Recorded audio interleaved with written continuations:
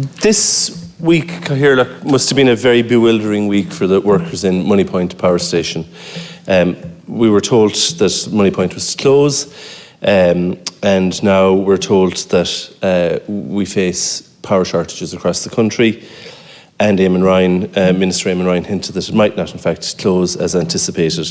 So we do need to bring clarity to bear on that, because if we have power shortages, we will be importing power, and we won't, there's no guarantees that any power that is imported will be any greener than the power generated at Moneypoint. Now, to be very clear, I agree with what the necessity to reduce carbon emissions. It is the political imperative of our times. But if I could just draw the analogy, it would have been like in the 1920s if my grandfather had read somewhere that, we're going to have tractors soon in Ireland, and, we can sell the horses. Sells the horses, and next spring there's nothing to plough with because we don't have a tractor yet. We do need to do this. I look forward to the day when Moneypoint is an innovative green hub of energy, when hydrogen fuel is being manufactured there, when we're harnessing the power of the Atlantic Ocean. But in the meantime, we do need to power the state. We do need to reduce consumption of energy, but we need to meet that consumption of energy somehow, and it can't be with import. It can't result in blackouts, and it can't be with imported energy, which is no cleaner than the energy which we generate ourselves.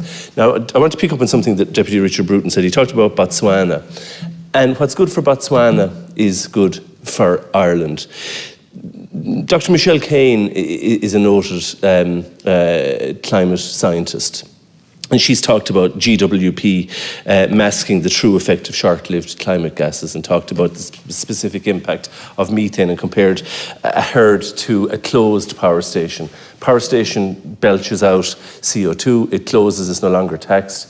But a herd of cattle, once the herd doesn't increase, maintains the same amount of emissions in the atmosphere throughout. Now, our national herd hasn't increased since the 1970s. There are issues around nitrates that need to be addressed. I would say they need to be addressed. We need to look equally at forestry, not instead at forestry, but equally at forestry, and what's causing a deterioration in our water quality.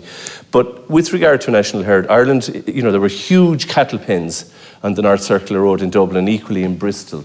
For decades, Ireland has fed the cattle needs right across Europe. If we stop that production, are we going to just transfer that production to places in South America where it's being produced less with even greater carbon